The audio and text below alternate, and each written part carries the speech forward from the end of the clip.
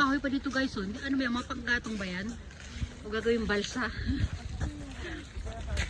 Walang nakasulat eh. Hindi pa naman kwento eh.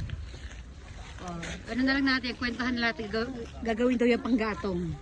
Ayan, yan yung mga malilit na poste. Display pa nila dun.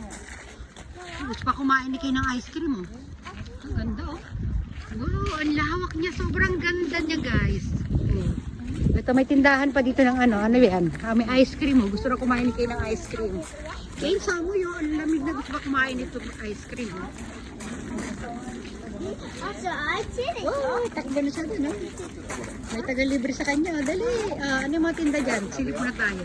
O, sige na, magna-next video po tayo. Ito yung mga sombrero na pang ano, parang yung sa Taiwan. No? Alam mo, nakapunta na ng Taiwan.